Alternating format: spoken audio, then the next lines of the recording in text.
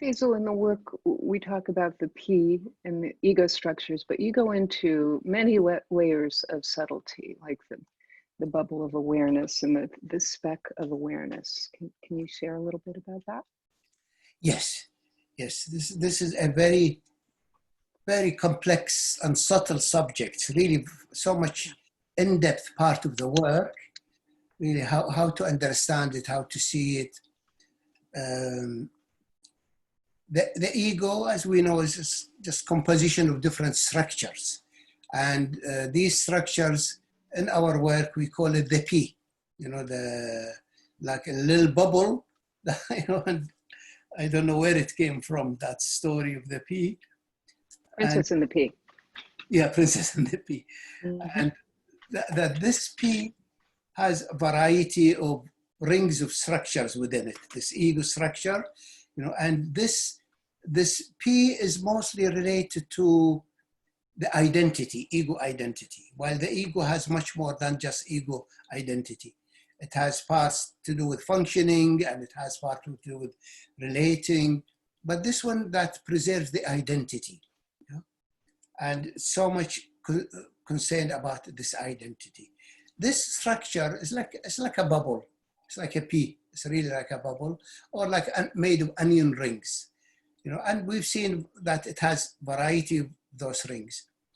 As you go deeper in those structures, they are all one defensive structure after another. They are so much built around different losses and different attempts to gain what was lost. So each ring has a memory about certain loss and the attempt of how to gain it. So let's say if I lost joy, then I might just go and watch funny movies in order to gain the joy, or become comedian or something. So each layer has in it certain memory and certain feelings about a loss and about a certain way of might retrieve what got lost, But mostly the P structure is about what was lost in terms of identity, of who am I? So as you go through those different defensive layers and sort them out, you reach the core of this structure. This is like an onion, really. Each layer is empty and empty and empty, right? That's just made of structure within certain kind of emptinesses. When you reach the core of the ego identity, there's an immense emptiness there. Really, so much defended against. It's an emptiness of lostness, the lost night of the soul, the loneliness, very dark and empty space. Within that, very little known or talked about. I usually think, you dismantle the ego structure and you reach the emptiness, and then maybe the emptiness, relieves you, and you might have an ego death and you're happily ever after because your ego is gone. I wish it was like that. I wish it was that simple. Now this ego with all its layer and with what is within it, which I haven't mentioned yet, is held by some kind of attention, some kind of awareness, some kind of consciousness that somehow every human being is holding on to this bubble, to this ego structure, this P, as if it is themselves, as if it is who they are, But since it is not who they are, since it is imitation, since it is a replica of different parts of who they are, they are always insecure. They are always trying to polish the mask. This is the mask. Trying to polish the mask, trying to paint it, trying to make the ego better. But it is not the real person.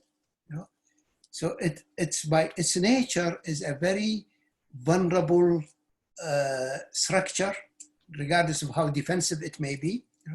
But we seek refuge in it because to not have it is to fall into the hole of no self. At least this gives me a sense of self. maybe fake self, maybe phony self, maybe deficient self, maybe cute self, maybe whatever self. It gives me a sense of self. So the core of it is some form of narcissism, a need for a self, a belief, necessity for a self. And we use all our awareness, so much of our ordinary awareness and consciousness, to zoom on maintaining this bubble. So then this bubble, as if it has a glue within it, and this glue is ordinary, is this awareness. This awareness that make you focus on me or hear me or this. You have an awareness coming through your eyes, or coming through your senses, something that make you aware, know what's going on. This awareness. But we usually don't look at this awareness. We look at the product of this awareness. We look at what we see, what we hear, what we taste, what we experience, but we don't ask, what is making me feel this way? What is making me aware of colors or light or sound or taste? Something without it, I won't feel it. Now, the camera and the computer hears me, sees me, tapes everything, but doesn't feel anything, doesn't know what is happening. It's just a machine. But we know, we feel, we sense, but we are busy with the movie rather than the awareness. Now, the ego structure is held by this glue of intention to have a sense of self. And this glue of intention is pure awareness. Is really a drop of pure awareness, a bubble of pure awareness. But this pure awareness now is muddied, with all of our shows, our identity, our ego activity, our images, our structure, unconscious. And when somehow through meditation and where we thin this onion layers and we begin to dissolve and transmute most of the layers in it to their natural states of being, then this force that's holding this bubble together is liberated. And this force becomes pure awareness. You feel in a minute like your mind is free from the movie. You're just aware, like a baby looking at whatever is around, aware of everything without all the baggage that come. This is a couch and this is a computer and so much baggage, in our mind. Baby sees the same thing as we do, but more vivid, more interesting without this information network that we carry. When this mind, with the little mind and the ego, is liberated from all of these programs, some kind of beautiful light shine within, the clear light of the void itself, pure awareness. This bubble is made of pure awareness. And so many of the spiritualists who have seen it, they say, they give it the metaphor that this is a drop of water that's separated from the ocean and goes back to the ocean. And that's true. This awareness, at one time we were an ocean of awareness. The baby is an ocean of awareness. Through zooming, through the eyes and the senses and developing the different capacities of thinking, we narrowed our awareness till it became this little bubble, this focus. We don't have this panoramic awareness. We don't have this panoramic consciousness. Those who reach their enlightenment and awareness and joined the ocean of awareness, they have this panoramic view, this openness, this view. But the humanity, they are all looking through this bubble, and this bubble is like a kaleidoscope. It keeps shifting and changing, and it changes identity 10 million times a day. I am sad, I am happy, I am thinking, I am feeling.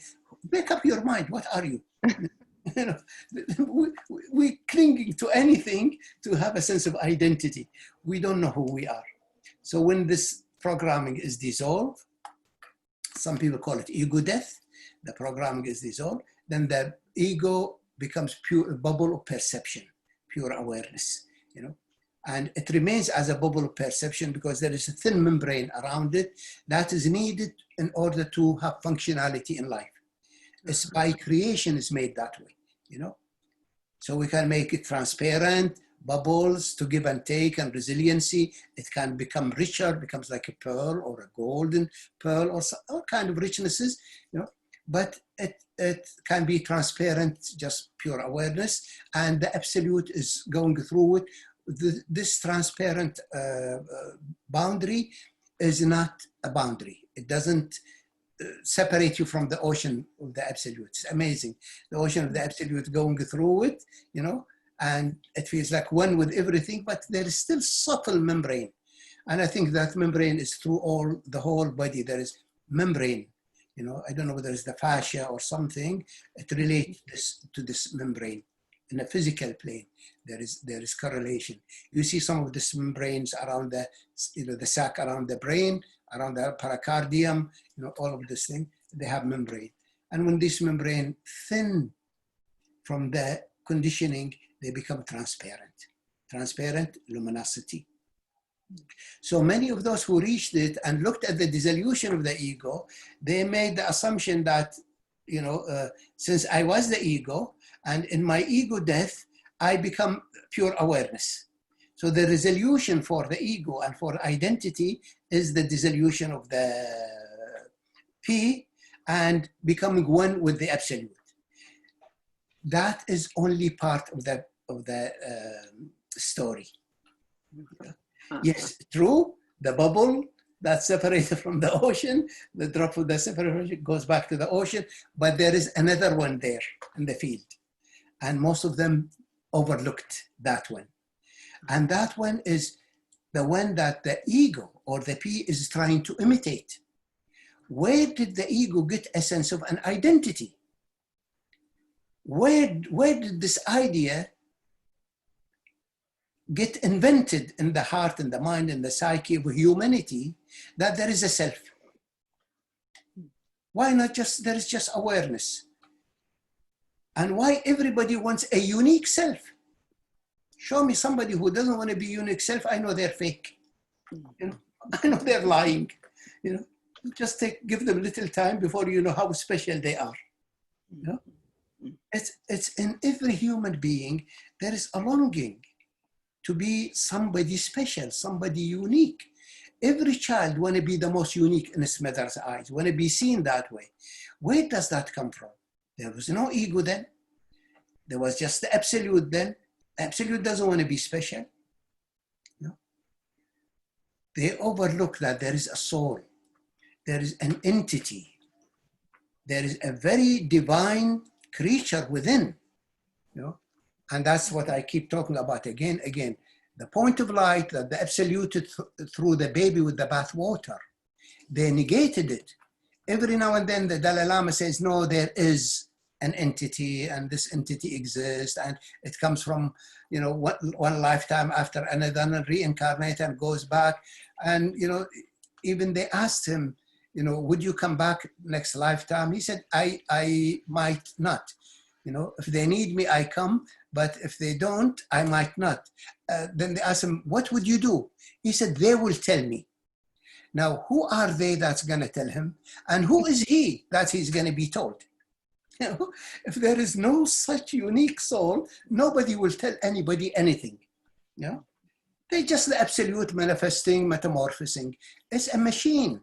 It's a giant cosmic robot machine of creation. It's the one of the nicest movies stuck in my mind was, what is they call it? The yellow brick road. What's it? Wizard of Oz? Wizard of Oz. Yeah. There is this seeker, this little girl, point of light, looking, going through a brick road, following the golden path. She meets somebody without a belly, you know, who's scared, and she meets somebody without a heart, and she meets somebody without a head, you know, the three fixations. Yeah, she made them. And then she goes to those people worshiping God who is making miracles and all of those things. Then she goes and she finds the Wizard of Oz with a sweet old man, you know, behind the curtain. Behind the curtain, hiding and making a show. This is the cosmic show coming from the absolute with the mechanism of creation. the mechanism of creation, create from the absolute this magnificent phenomena. But the creator is not that. That's the mechanism of creation. And the absolutists negated that by bypassing the point of light.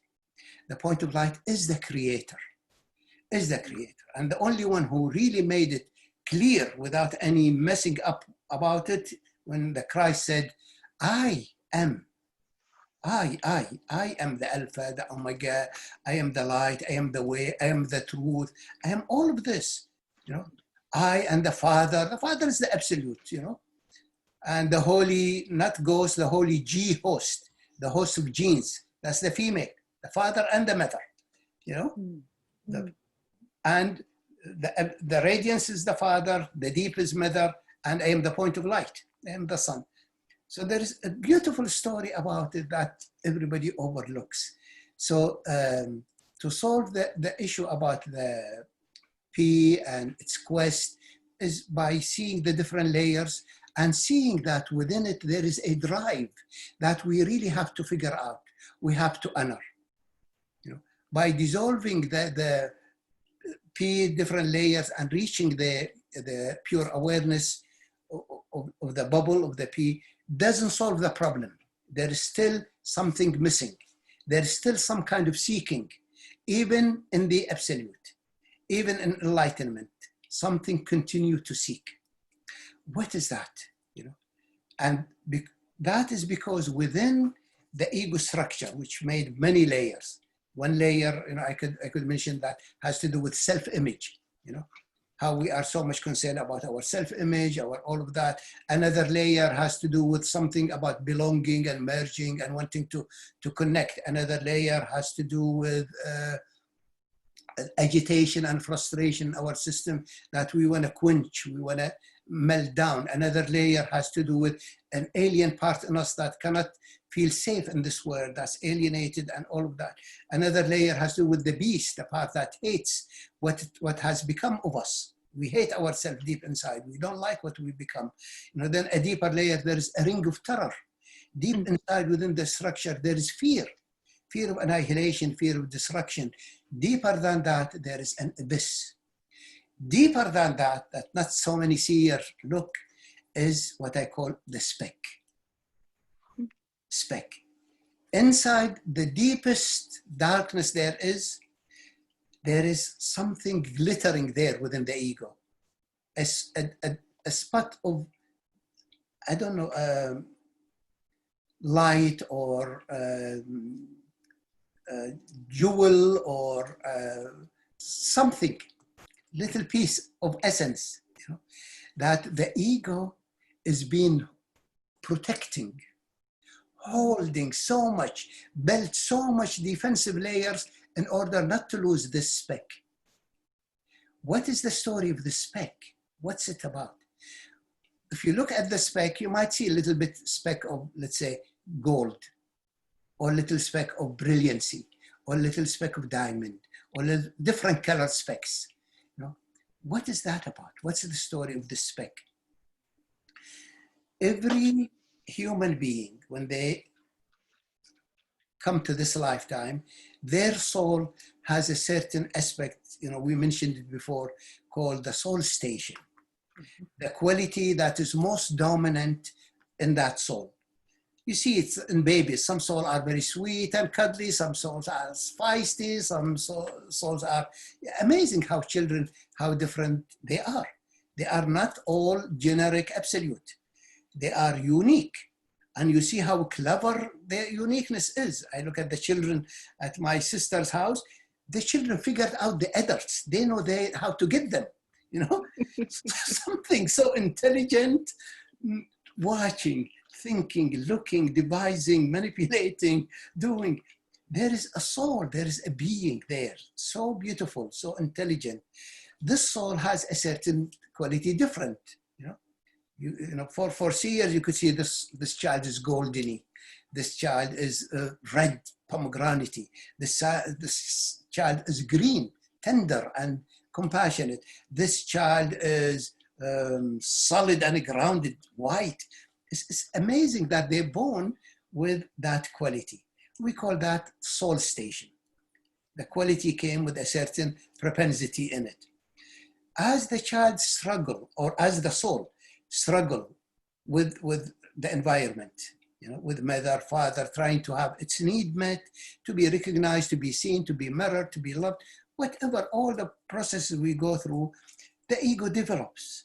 And as the ego develops, it becomes more and more defensive and more manipulative and more in need, because nobody, very rare that people say, oh yeah, I see your goldeny and let's go the way of gold. Here is your golden chariot and let's walk and to see how we do it. We don't have this knowledge. Tibetan have it. They see this Rinpoche, they bring him, they put him on the throne, and they, he's holder of that lineage. But we lost this treasure. We lost this knowledge of recognition of the reincarnations. I hope through what we are going now through, the coronavirus and the shift, that something will break of the human grid we've been living in, the matrix, and humanity will begin to see we are beautiful beings, black or white or yellow. We're beautiful beings in different forms and colors, and we are in a magical kingdom. And may this hypnosis, this whatever psychotic field we live in, breaks and shines, and we begin to realize we are points of light. And from what I see, it's so beautiful, because people are becoming more points of light. They're becoming more human. They're becoming more patient, more caring, more considerate. They are not wrapped up. They are now have time. I see 25 years in my house, rarely see people walking with their children. Now they walk with their children. Mm-hmm. Children are happy. Even the birds, the little birds are happy. They are not afraid. So I hope the COVID or whatever is happening is divine intervention to make us land in the holy city and our points of light, and retrieve our humanness before we demolish the most beautiful there is, humanity and this race. We won't be able to demolish it, but we will do a lot of damage if we don't awaken. So then the ego, and through a struggle, reaches a point where it feels it's a losing battle. And that happens around the age of 7 to 9. That's when the fixation begins to gel. Some people earlier, some people later, and the ego begins to get crystallized. The ego gains so much momentum that even the point of light who created it cannot control it anymore. The point of light created the ego to negotiate, but through so much, the trouble of childhood, developmentally, and all of those things, we don't have control. The ego becomes defensive, stronger and stronger and stronger.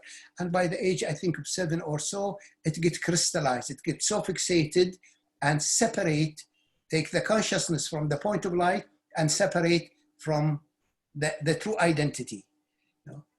And that is the dark night, falling in the dark night of the soul. It's the worst time the child goes through. I remember, my children at the age 6 and this, they get so terrified. They're scared about so many things. Some of it is the movies they watched, but some of it, I knew the stage that is coming. They knew they're falling. And being in this realm, we will fall. We'll fall from the light, we'll fall from the point of light, we'll fall from the absolute. And the ego gets crystallized, get rigidified, and in a continual quest, either pretending to be the point or trying to find the point, right? But before its total separation, the ego and this consciousness, or the child, before it gets trapped in the ego, hold on to the most dominant quality of its point of light. Hold on to, like, if the beloved is leaving, it holds a little piece of its robe. And hide it and preserve it, and will do anything not to lose it. We'll fight enlightenment. We'll fight, holy wars, because it's the most devoted one to the beloved. But it doesn't know how to say it. It doesn't know, the ego doesn't know, say, please take me back to my point of light. And I know my point of light was goldeny, but nobody saw it. That takes years and years of therapy, of work, till one day the person says, oh my God, you know, I have lived my life not living it the way I am.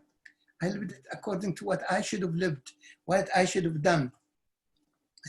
So that within this ego structure, in the core of this ego structure, the force, the intent is so powerful to hold a speck of the soul station, of gold or diamond or white or brilliance.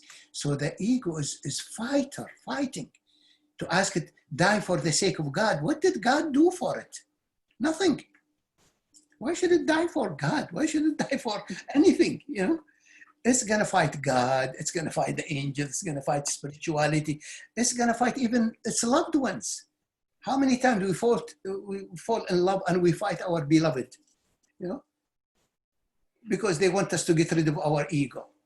You know, they don't know what they are fighting, Armageddon. But with this understanding comes in-depth compassion for this mechanism. And we don't go to kill the ego, we go to unfold it. You know, like the image layer of the ego turns into spaciousness. I don't have to have my mind rigid and become holding my image in my mind. My mind can be spacious. The agitation in my system and wanting of my mother and all of this dissolve by sweetness and gold. The alien part of me dissolves by connection to who I am and to my being. The beast connection to transforms into peacefulness and power and surrender.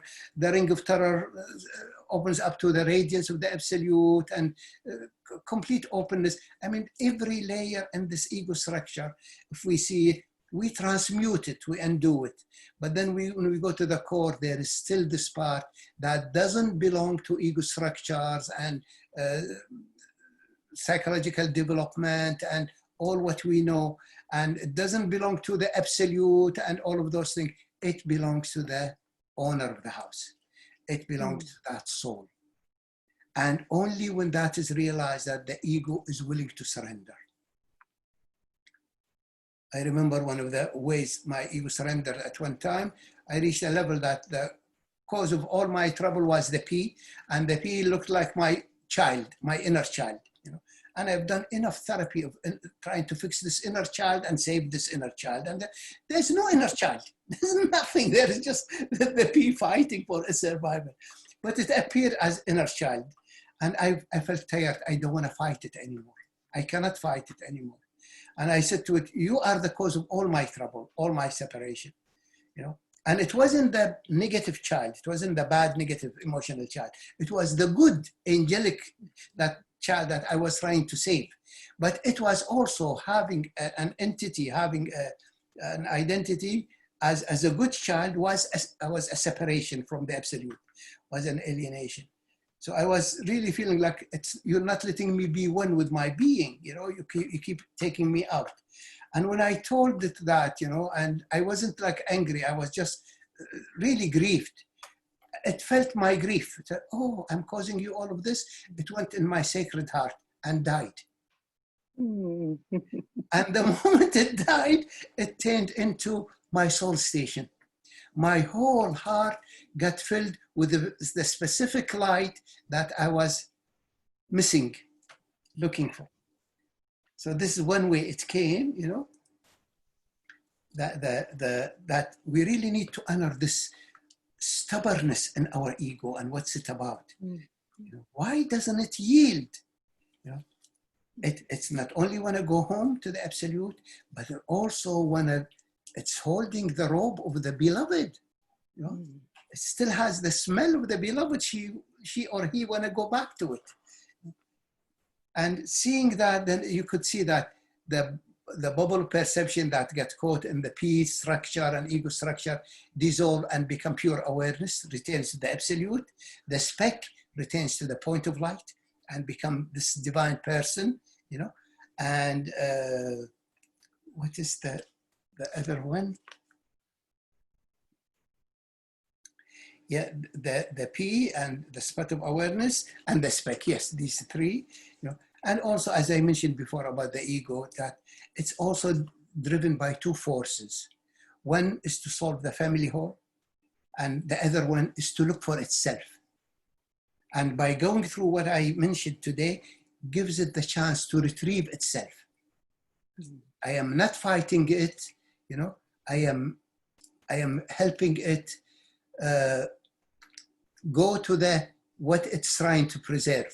And I'm not going to take what's trying to preserve. If it is preserving a little green diamond, it means my soul is green. I take it to the whole green person, you know, and the whole green person take it to the whole green ocean. Then the ego feels, thank you, relieved, you know. Somebody understood, somebody listened, and instead of trying to fight the ultimate samurai. Nobody can kill the ego. Gosh, that's an extraordinary articulation. I feel so touched by that. Actually, sort of like a radiant speck of the soul, a radiant speck of light of the soul. Yes, this is it. This is it. The radiant speck in the soul. In the dark night of the soul, there is a speck. And if you go with awareness to see it, to find it, to embrace it, and let its speck retain to its source, you know, then the point of light is liberated, is enhanced. The ego begins to lose its rigidity and become a resiliency. It becomes the servant of the point of light to help it, you know. And then the point of light gets the chance to start all over. You know, it came this lifetime with, let's say, green. It wanted to experience green, you know, to bring compassion. If it is encouraged, if it is allowed, it can become a Dalai Lama. Bodhisattva. Bodhisattva over green, you know, or Karmapa, Bodhisattva over black, you know. So the point of light has the potential of maturation, of evolution, you know. We can evolve, and the kingdom we live in depends on our evolution. If I am regress, I destroy everything. I mean, look what we have in the White House. Sorry to say, go politics, you know, destroying nature, destroying now in Brazil, this president, destroying the forest. Our lungs are burning, you know. But if we have the Dalai Lama, we would, my God, the whole planet will change. To apply the monetary system, the military system, all of those things for the help of humanity and the planet, you know. So an evolved human point of light become godly. It is the God, it is the goddess. Inherent in its nature is goodness, but if it is wounded, and if it is alienated, and if it is damaged, the result is what we have now. And this point of light evolves through nobility of character, through the cultivation and the maturation of virtues. The ethical code, the virtues, compassion, love, intelligence, wisdom, patience, all of these are virtues. And virtues are essential states. Gold is generosity. Pearl is nobility. You know, diamond is consciousness. These are the virtues. We are made as virtuous beings. You know? So by training our egos and our systems and our society to cherish those noble quests, those virtues, we evolve as a race. We evolve as a humanity. You know, so to acknowledge the point of light and to help it evolve, to me, is the salvation, is the path of salvation for humanity. The path of liberation says all of this is an illusion. Some of them even don't give a damn, you know. Really, you can reach the absolute and you lose heartfulness. You become such clear mind that is crystallized. Clear, intelligent, knowing all the ins and outs, but no heart. No heart. You know? But the point of light is the heart dweller. And this ego, the speck, exists in the sacred heart. There are three hearts. There is the sacred heart, the gold speck, the golden locket, little heart in the middle of the chest. I think they said even the Russians found a little gland there pertaining to this. And then there is the thymus, an emotional heart. Then there's the physical heart with the pericardium. And then there is the Mobius heart. The Mobius is the universal heart. The usual heart is the human heart. The sacred heart is the sacred heart. It's the most sacred. It's the home of the point of light. And there is the tinge of pain. And that tinge of pain is like a needle pain in the middle. When you go very deep in the Sacred Heart, there is a pain you might experience and it releases. And that pain is the pain of losing the soul station. It resulted in this pain, and this pain is where the P is holding the memory, the little speck. So when the pain releases, the speck shines, the speck opens up. Then you feel, I am close to who I am. You know, the point comes. So there's a beautiful journey, a beautiful sacred journey about all of this. So beautiful, but also the importance of the sacredness of who we are, the human, including even our ego with its offness. As I said, ego is Satan itself, but Satan is the most devoted to God. It wants to go back to its creator. It shifts the paradigm. So I hope that differentiate when they say the ocean drop comes. Yes, that's true, but there is another. You know, Rumi puts it differently. Rumi says the drop of ocean that separates from the ocean goes back to the ocean and becomes the pearl. I'd rather say it becomes the point of light. Yeah.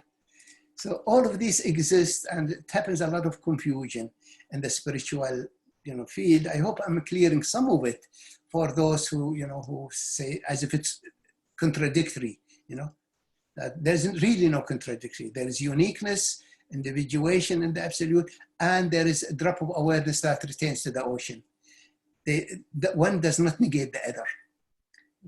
One is our ordinary consciousness got caught in a structure, and one is a soul that got alienated and separated and not living its life.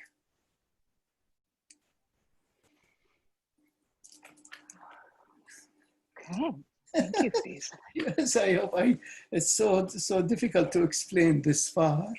It's fabulous. So great.